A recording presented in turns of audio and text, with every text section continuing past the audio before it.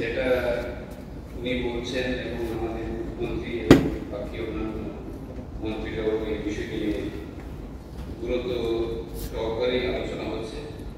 আমি শর্ট করেই বলছি, গত 15 অগস্ট 2025 আমাদের ভারতের অনারেবল প্রাইম মিনিস্টার যে বক্তব্য রেখেছিলেন সেটা আমি এই হাউসে তুলে ধরতে চাই। তিনি বলেছেন, "They warned the people of a premeditated conspiracy to change the country demography through illegal infiltration, and said no nation can tolerate introducers as announced a high-power demographic mission to tackle the problem." তিনি এটাও বলেছেন যে I wish to warn the country about a concern that in emerging a crisis as a part of premeditated conspiracy, the country demography is changing. এটা বারবার উনি বলেছেন। এবং আমাদের যে ন্যাশনাল যে ক্রাইসিস এটা খুবই গুরুত্বপূর্ণ, কারণ যেটা আমাদের বিধায়ক উনি যে সাপোর্টিং ডকুমেন্টস এনে এখানে প্রডিউস করেছেন, এগুলা খুবই ইম্পর্টেন্ট সাবজেক্ট বলে আমি মনে করি। এবং এরপরে যে স্পেশাল টাস্ক ফোর্স অথবা আমাদের প্রধানমন্ত্রীর বক্তব্য এবং যে যে স্টেপগুলি গভর্নমেন্ট থেকে আমাদের নেওয়া হয়েছে, তার উপরেও কিভাবে এত ইলিগাল মাইগ্রেন্টস প্রবেশ করছে এবং তারা কি বিএসএফ এর বর্ডার টপকে অথবা নিচে উপরে যেখান দিয়ে আসে কিভাবে ওরা আসতে পেরেছে। যেহেতু এখানে স্পেশাল টাস্ক ফোর্স আমাদের home department, national level home department আছে, ত্রিপুরা রাজ্যের হোম ডিপার্টমেন্ট আছে, যেভাবে অনুপ্রবেশ এখনো যে চলছে সেটাই প্রমাণ যে আমাদের পত্র পত্রিকায় ডেইলি আমরা দেখতে পাচ্ছি। এটাই আমার জানার ইচ্ছা যে এত অনুপ্রবেশ এখনো যে কন্টিনিউয়াস চলছে এবং বিভিন্ন পত্র পত্রিকায় এবং সোশ্যাল মিডিয়াতে আমরা দেখতে পাই যে অনুপ্রবেশ প্রত্যেক দিন হচ্ছে। আমি জানি টিভি ক্রনিকলস একটা সোশ্যাল মিডিয়া চ্যানেল, মানে ওপেনলি দেখাচ্ছে তারা ইলিগাল ভাবে ত্রিপুরা রাজ্যে ঢুকছে এবং অন্যান্য রাজ্যে এখান থেকে চলে যাচ্ছে। তারপরেও এখানে আমরা কন্টিনিউয়াস প্রসেস এটাই দেখছি। তাহলে এত স্টেপ নেওয়ার পরেও, এত অ্যাডমিনিস্ট্রেটিভ শক্ত হওয়ার পরেও কিভাবে ওরা অনুপ্রবেশ করছে সেটা আমি মাননীয় চেয়ারম্যানের মাধ্যমে আপনাদের হোম মিনিস্টারের কাছ থেকে শুনতে চাই। ডিসেম্বর 2024 যেটা বললেন আমাদের মাননীয় মন্ত্রী, আমিও পারবো না, আপনারাও কেউ পারবো না যদি দিল্লি থেকে ডিসিশন হয় একটা জিনিস। কিন্তু ইলিগাল মাইগ্রেন্ট আমাদের বুঝতে হবে, ইলিগাল মাইগ্রেন্ট যদি হয় এক্সেপ্ট এই সংখ্যালঘু যারা আছে তাদের বাদ দিয়ে ওখানকার সংখ্যালঘু তারা কিন্তু তাদের বিষয়ে চিন্তা ভাবনা করতে হবে। এটা হচ্ছে মুদ্রা, আমাদের এগুলো সেবার করে চিন্তা করতে হবে। আর কোনো অবস্থায় এখানে আমার মাননীয় মন্ত্রী শুক্লা চন্দ্রবাদিয়া বলেছেন যে আমারও মনে আছে সেখানে যখন প্রথম সিএ বিষয়ে আলোচনা হচ্ছিল, প্রায় হচ্ছিল এইসব হয়, সেখানে বলা হচ্ছে 6 শিডিউলে টেকনিক্যাল 6 শিডিউলে টেকনিক্যাল অর্থাৎ 68% যে জায়গা আছে আমাদের এই ত্রিপুরা যে এডিসি এলাকা সেটা এখানে লাগবে। যদিও আমরা সবাই জানি যে 6 শিডিউলেও কিন্তু যদি আমি বলি যে বাঙালিরাও যদি এখানে থাকে, যেমন না যে 60 বাঙালিরা নেই, বাঙালিরা এখানে আছে বলে 3টা রিজার্ভ সিটও কিন্তু এখানে আছে, তিনটা এডিসি যে আমাদের এখানে এমডিসি সেখান থেকে আছে। কাজে এইগুলো নিয়ে কনফিউজ করার মধ্যে আমাদের মনে হয় আমাদের ক্লারিফিকেশন খুব প্রয়োজন। আমাদের যদি ভালো করে চলতে হয়, আমাদের মধ্যে নিজেরাই কনফিউশন মধ্যে থাকে, সেটাকে কিন্তু আমাদের মেনে নিতে হবে। আমার মনে হয় এই বিষয়টা আমাদের আজকে ভালো হয়েছে এখানে আলোচনাটা হওয়াতে, এবং আমি আশা করি বিষয়টাকে বাস্তবের সাথে মিলিয়ে আমাদের চলা উচিত। এটা আননেসেসারি একটা কনফিউশন না করে যেটা যা তাই শুনতে হবে, যেটা যা ভাবতে হবে, যাই মনে সংশোধন করার ক্ষমতা এই রাজ্যেরও নেই। দিল্লি সরকার মানে সেন্ট্রাল গভর্নমেন্ট সেটা ডিসিশন নিয়েছে, অনেক চিন্তা ভাবনা করে। তো সেই বিষয়টা এখানে আজকে বিশেষভাবে চেয়ারম্যান সাহেব আপনাকে আমি ধন্যবাদ দেব যে আপনি অ্যালাউ করেছেন, সবাইকে কিন্তু আপনি অ্যালাউ করেছেন, এবং সবাইকে এই আলোচনার জন্য যে বিধানসভা পবিত্র বিধানসভার মধ্যে it was needed, need of power আমি বলবো। যাই আলোচনা হয়েছে, I think everybody will be satisfied. Thank you. নমস্কার। যেখানে বলা হয়েছে this amendment act shall not apply to the 6 scheduled areas. আমরা যেমন রাজ্যে 1971 যে ভোটার লিস্ট এখন আমরা সেটা বিচার করছি, রাজ্য সরকারের কাছেও আছে, টিটিএডিসি অথরিটির কাছেও আছে। কেন রাখা হয়েছে পার্টিকুলার ইলেকটরাল ল অফ 1971? এটা রাখা হয়েছে এই কারণে যে যখন ল্যান্ড অ্যালটমেন্ট দেওয়া হবে সেখানে তার বাবার নাম বা দাদুর নাম আছে কিনা যদি থাকে তখনই কিন্তু ল্যান্ড অ্যালটমেন্ট দেওয়া হয়ে থাকে। এটাই স্টেট গভর্নমেন্ট এখন চলছে বলে আমি মনে করি, টিটিএডিসিও তাই চলছে। এখন প্রশ্ন হচ্ছে Citizenship Amendment Act 2019 shall not apply to the 6 scheduled areas. যদিও বলা হয়েছে, একটা মিটিংয়ে আমি ছিলাম খুলনায়, সেখানে গভর্নমেন্ট অফ ইন্ডিয়ার ডাইরেক্টর সেন্সার অপারেশনের ডাইরেক্টর ছিলেন, যিনি authorised signatory for granting citizenship after before 31st December 2014 thereafter. এটা আমি আর ডিটেইলস বলবো না। তো এই ক্ষেত্রে যদি আমাদের স্টেটে বা আমাদের স্টেটের মাধ্যমে এই আইনের অধীনে যাদেরকে নাগরিকত্ব দেওয়া হবে সেই লিস্টটা স্টেট গভর্নমেন্টের কাছে এবং এডিসির কাছে দেওয়া হবে কিনা, না হলে এই Citizenship Amendment Act 2019 shall not apply to the 6 scheduled areas. এটা কিন্তু মানে কি বলবো, এটাকে এটা কিন্তু মানে প্রযোজ্য হবে না বলে মানে শুধুমাত্র লেখা থাকবে, কিন্তু ওই লিস্ট যদি না থাকে তাহলে কিন্তু সেই শ্যাল নট অ্যাপ্লাই কথাটা কিন্তু অর্থ থাকবে না। এটাই আমার বলার। সেখানে এয়ারপোর্টে একটা ব্যবস্থা আছে, ওই রকম কারণে আপনাকে এয়ারপোর্ট থেকে একটা পাস নিয়ে যেতে হবে 20 টাকা দিয়ে, এটা রেভিনিউতে জমা হবে। আর আমাদের এখানে যদি ইনারেন্ট পারমিটের কথা বলি, এটা মনে হয় বাঙালি বিরুদ্ধে, কিংবা একটা বড় আইন একটা বাঙালি বিরুদ্ধে শেষে ঢুকতে পারবে না, এটা ইনারেন্ট পারমিট নাগাল্যান্ডও আছে, অরুণাচলে আছে, মিজোরামে আছে, আমি দিয়েছি তো সেখানে। ওই কিছু তো হয়, যারা নির্বাচিত তাদের জন্য তো হয় না। এটা ইনারল্যান্ডেরও আমি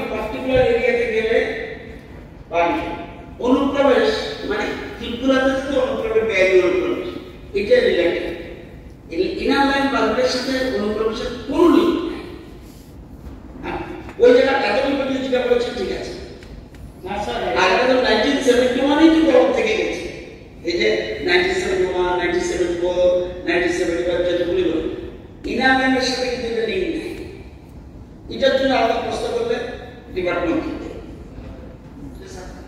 আর আমি আর দুইটা মিনিট দিব স্যার। ঠিক আছে, সময় বাড়িয়ে দেওয়া হলো, 5টা বেজে গেছে। এখানে মাননীয় মুখ্যমন্ত্রী মহোদয় বলেছেন ডিটেনশন, কিন্তু আমরা জানতে পারি কোথায় ডিটেনশন ক্যাম্প আছে। আসামের দিকে তো আছে, বিভিন্ন জায়গায় ডিটেনশন ক্যাম্প তৈরি হয়েছে।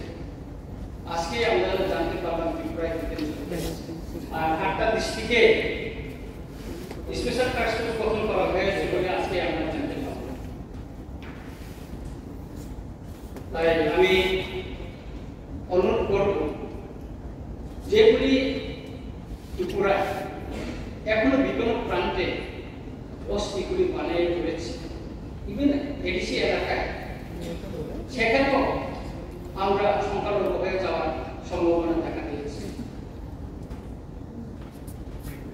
একটা জনগোষ্ঠী আর যেটা second majority Reang community third পজিশনে চলে যাবে হয়তো জনগণনা আছে।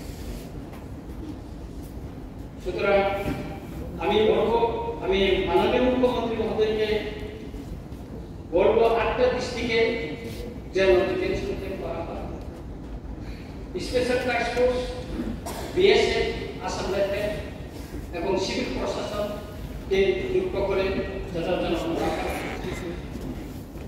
অ্যাডমিনিস্ট্রেটিভ অপারেশন এটার জন্য স্পেশাল টাস্ক ফোর্স গঠন করার পর যেন বিভিন্ন জায়গায় যারা সরকারি খাত জমিতে ফরেস্ট ল্যান্ডে যারা বস্তি করে আছে, যারা ফেক ডকুমেন্টস দিয়ে যারা আধার কার্ড, রেশন কার্ড, বিভিন্ন সরকারি শংসাপত্র যারা করে দিয়েছে সেটা ভেরিফিকেশন করা হোক এবং সীমান্ত এলাকা থেকে আসা যে সমস্ত রাস্তা সেখানে একটা চেকপোস্ট বসানোর জন্য একটা চেকপোস্ট যেন বসানো হয় এবং টিটিএডিসি এলাকায় যেখানে সিএএ লাগু হয় না সেখানে যেন অপারেশন করা হয়। সেখানে তো ভিত্তিবছর স্পষ্টই আছে এখানে 1971 25 মার্চ, সুতরাং সেখানে যেন অপারেশন শুরু করা হয়। আর আজ পর্যন্ত আমাদেরকে একটা বুঝতে হবে রিফিউজি এবং ইলিগাল মাইগ্রেন্ট শব্দ দুইটা কিন্তু আলাদা। ত্রিপুরায় সরকারি তথ্য মতে সম্ভবত এখানে কোনো রিফিউজি নেই, কিন্তু ইলিগাল মাইগ্রেন্ট ত্রিপুরায় আছে, তার প্রমাণ ত্রিপুরার জনসংখ্যা। তাই অনুরোধ করব যা দেশের নিরাপত্তা সার্বভৌমত্বের হুমকির মুখে এই বেআইনি অনুপ্রবেশকারী বিরুদ্ধে আরো কঠোর থেকে কঠোর আমাদেরকে ব্যবস্থা নিতে হবে। এটুকু জানিয়ে আবার মাননীয় চেয়ারম্যানকে স্যারকে ধন্যবাদ জানিয়ে আমার বক্তব্য শেষ করছি। নমস্কার। মাননীয় মুখ্যমন্ত্রী কি বলবেন? বিস্তারিত আপনারা রেখেছেন, কিন্তু এই আলোচনার মধ্যে আমাদের সরকারি পর্যায়ে এটা কিন্তু শুধু রাজ্যের বিষয় না, এটা আমাদের দেশের বিষয় এবং আমাদের এমএচএ থেকে আরম্ভ করে সব জায়গায় কিন্তু এই বিষয়ে একই দিশে আমরা কাজ করছি, আমরাও কিন্তু সেভাবে কাজ করছি। আমি চেষ্টা করেছি আমার মানে বিষয়টা আপনাদের সামনে রাখার, আপনার সামনে রাখার। আপনি আপনার কথা বলেছেন, ঠিক আছে, আপনার বিভিন্ন পত্রিকায় যেগুলোকে আমি বারবার বলছি প্রতি 14 ডেজ অন্তর অন্তর আমি এই পেপার কাটিংগুলো আমি সমস্ত ডিএম এসপিতে আমি পাঠাই এবং 14 দিন পর পর আমি ভার্চুয়াল কনফারেন্স আমি ওনাদের সাথে কথা বলি। এই যে নিউজটা এলো এটা এরকম না হঠাৎ করে যে এই নিউজটা এলো এটার উত্তরটা আগে পাঠিয়ে দিই বিপরে তারা সেগুলো অনেক সময় বলে তারা এনকোয়ারি আগেই করে নি, নেওয়ার পর অনেক সময় বলে হ্যাঁ ঠিকই আছে আমি দেখতে যাচ্ছি, অনেক সময় বলে যে না এটা ঠিক না, তাহলে পরিচয়ের নাম দিয়েছেন কিনা, তো হ্যাঁ পরিচয়ের নাম দিয়ে চালিয়ে ব্যবস্থা ছিল। তো নিউজ পেপারে পরিনিয়ন্ত্রণ আপনারা দেন, এবং আমি এটাও বলেছি পরিনিয়ন্ত্রণ দেওয়ার পর পরিনিয়ন্ত্রণ ছেপেছে কিনা সেটাও আমাকে জানাতে হবে। আমাদের তরফ থেকে আমাদের যে অ্যাড্রেস যা যা করার সরকার হিসাবে আপনি চিঠি আমার কাছে পাঠিয়েছেন, সেই চিঠি আমি পেয়েছি এবং সেটার প্রাপ্তি আপনি বলেছেন, স্বীকার করেছেন। তো এইগুলো তো কেন্দ্র এবং রাজ্য আমরা সবাই মিলে আমাদের দেশের নিরাপত্তার কারণে যা যা ডিসিশন কেন্দ্রের থেকে নিচ্ছে আর আমাদের এখান থেকে যা যা করণীয় আমরা সেটা করছি। আপনি এখানে স্টেট ডিটেনশন সেন্টার কথা বলেছেন, আমাদের এখন অব্দি আমাদের পশ্চিমবঙ্গে সমাজ কল্যাণ ও সমাজ শিক্ষা দপ্তরের অধীনে একটা স্টেট ডিটেনশন সেন্টার আছে, সেখানে মাত্র 50 জন থাকার ব্যবস্থা, যে কারণে আমরা কিন্তু ভয়ে ছিলাম যখন এই মানে ওখানকার যিনি প্রধানমন্ত্রী ধরে চলে যাচ্ছিলেন এবং বাংলাদেশের যে বিষয় আমরা কিন্তু ভয়, যেখানে যদি প্রচুর পরিমাণে লোক আসে আমরা তো ডিটেনশন সেন্টার নিয়ে অনেক কিন্তু কন্ট্রোভার্সি নিউজ পেপার আমরা দেখতাম, আসামেও আসামের কথা বলেন, আসামে প্রচুর ডিটেনশন সেন্টার নিয়ে খুব হইচই, আমরাও খুব চিন্তায় ছিলাম। তারপরে এখানে 50 জন থাকতে সেই জায়গায় এখন এই যে 22 সেপ্টেম্বর 2025 পর্যন্ত 95 জন ছিল, 50 জনের ঢাকা থাকবে 95 জন, এর মধ্যে 88 জন বাংলাদেশ, আর 4 জন নাইজেরিয়া, আর 2 জন আফ্রিকা, আর 1 জন ফরাসি।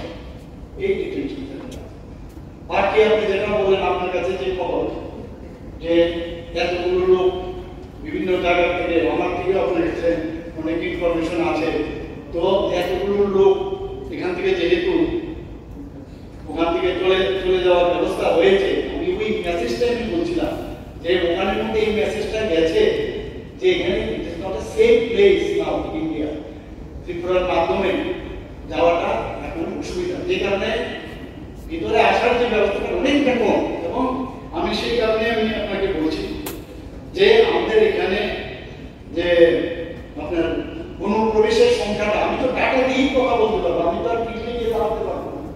এবং আপনি নিউজ পেপারে বলেছেন, নিউজ পেপারের বিষয়ে আমি বারবার জিজ্ঞেস করি, এখন আপনার কাছে যে তথ্যগুলো আছে সেই তথ্য নিয়েও আমি যেখানে ডিএমদের কাছে পাঠাই, সেখান থেকে যখন রিপোর্ট আসে আমি আগেও বলেছি we are very much serious about it, যে কোন জায়গায় যদি দেখা যায় আধার কার্ড তৈরি করে ফেলেছে, আমি কয়েক জায়গায় এভাবে আমি ফোন করেছি, আমার কাছে অনেক সোর্স আছে, আসে না, এবং আপনার ভালো, আমি খুব আপনাকে ধন্যবাদ দেবো যদি এরকম হয় এবং প্রপার যদি হয় আমরা সবাই মিলে আমরা বিষয়টা আমরা করতে পারি। এগুলো আমরা আগেই বলেছি আমি আর ভেরি সিরিয়াস যে কোনো অবস্থায় যাতে কোন প্রবেশ না হয়, তার জন্য এই সরকার মানে এই বিষয়টা যেন সাথে এতটুকু আমি বলবো।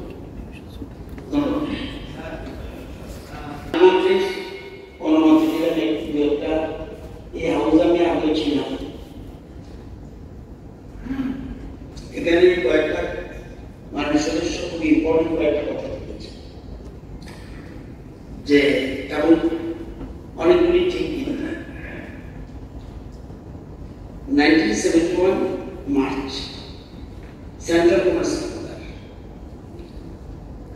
ওই সময় 1971 হয়েছিল, যারা নতুন না জানতে পারে পুরানটা জানে, অনেক লোক চলে এসে ত্রিপুরার যত লোক এতে সামান্য বিশেষ সব কিন্তু যায়, একটা অংশ হয়ে গেছে, কেন রইল কি না বদিস ওই আমাদের হয়নি।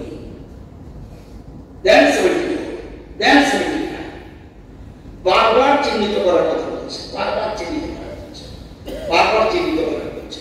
একটু আপনিও বলেছেন 1,48,000 মতো ভুয়া ভোটার,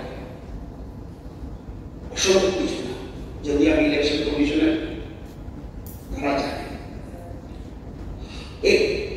ইনার লাইন পারমিটের প্রশ্ন উঠেছে, বামপন্থী নির্বাচনী ইস্তাহার হয়েছে, এই বইগুলি নিয়ে আসতাম, বলছেন না এটা বলেছিলাম, আসলে এখন সেই পরিস্থিতি না, তারা হচ্ছে বারবার বলছে আই ইনফরমেশন কর, আই ইনফরমেশন কর, আই ইনফরমেশন কর, করেনি। ওই যে বীজ বৃক্ষ, ওই বীজ বৃক্ষ কিন্তু ধীরে ধীরে ধীরে ময়ূর পাকার ধারণ করেছে। এবং আপনি জানেন বর্তমান ইলেকশন কমিশন SIR বিরোধীরা বিরোধিতা করছে। আপনার বলছে যে নাম আছে কেন, অস্বাভাবিক কিছু না, এবং আছে, আমি তথ্য দিয়ে না বলতে পারি, কিন্তু আমি আছি। এই যে এই জিনিসগুলি করার জন্যই ইলেকশন কমিশন SIR ঘোষণা করতে বিহার বিরোধীরা একদম মানে রোহিঙ্গা সব যাই থাকুক ওটা দেশে তাও কিছু উঠেছে। এরপরে সুপ্রিম কোর্টে গেছে বিরোধীরা, যাওয়ার পর সুপ্রিম কোর্ট বলছে সিস্টেমের মধ্যে আমি কিছু বলবো না, কিন্তু সিস্টেমে যদি কিছু রং দেখি তাহলে এটা আমাদের রাজ্যে না, বহুত রাজ্য রয়েছে, বিরাট সংখ্যক অনুপ্রবেশকারী আছে, এটা শিখ, এবং এটা আমাদের দেশের জন্য খতরনাক, এর মধ্যে সন্দেহ নেই। সেই জন্যই এবং এই যে জিনিসটা 1971 পরে কারা সরকারে ছিল, 17 পরে 78 এর পরে কারা ছিল, এর আমাদের বহুবার বলছে অনুপ্রবেশকারী একটা বিলিয়ন সংখ্যা করেন, একটা স্পেসিফিক কাগজ অ্যাডমিট করেছিল ডিএমএম করবে, কেন করবে না? ওই যে আজকে ওই আধার কার্ড হয়ে গেছে, এখন আধার কার্ড ওই এসব রেশন কার্ড করে নিয়েছে, সবকিছু করে